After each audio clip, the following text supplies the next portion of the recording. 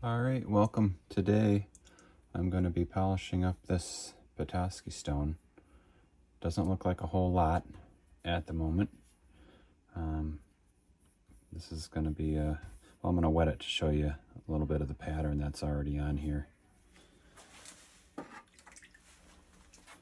Okay, so I anticipate this being a pretty nice one. It's got kind of a unique marking around that area. Some silt and mud here, which I might be able to grind out a little bit. So yeah, it's a little over 8 ounces right now. I anticipate it maybe losing about an ounce, maybe a little bit more by the time we're done. So we'll get right to it. All right, we're going to turn the background volume off here.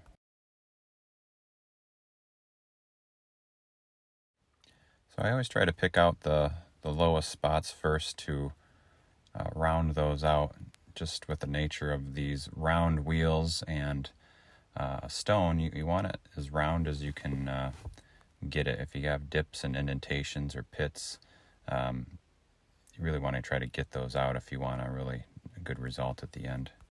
So that was an 80 grit diamond wheel. You really need something that abrasive to grind past and smooth out any of the low spots in the dips. And you want to make sure you get them all out as much as, to your preference, if you want it totally smooth at the end before proceeding. So this next wheel, which is 220 diamond wheel, you're basically, it's still going to be grinding away a decent amount of material, not as much, but you're getting rid of all those scratch marks from the previous wheel there, and you'll definitely start to see the pattern pop out, especially on a stone like this. All right, this is looking good. Ready to move to the next wheel, which is a 280.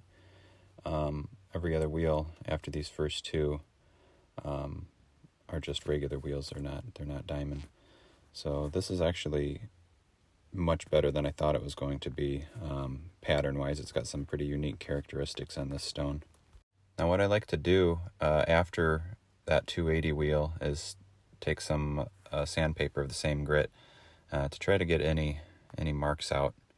Sometimes a capping machine, and if you're putting too much pressure on, can leave little flat areas on the stone, and I just like to do that to make sure they're all out before proceeding to the next grit. So this one is 600.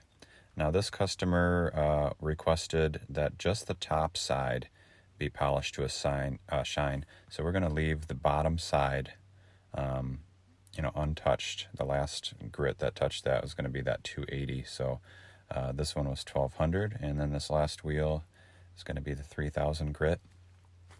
Now after this wheel's done, we're going to dry the stone off and bring it over to the buffing wheel here and apply just a little bit of Zam, which will really help give this puppy a nice shine. Just a note, make sure you are holding on to your stone very well when you do this, because they can kick out pretty easy.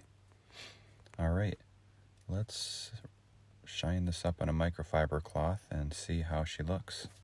Well, I have to say I am pleasantly surprised with how this turned out. I was wanting to just polish the whole thing, but yeah, per customer request, we're going to keep the bottom as is. So here she is again, ready to send out. This ended up being 7.4 ounces, so I shaved off about 1 ounce.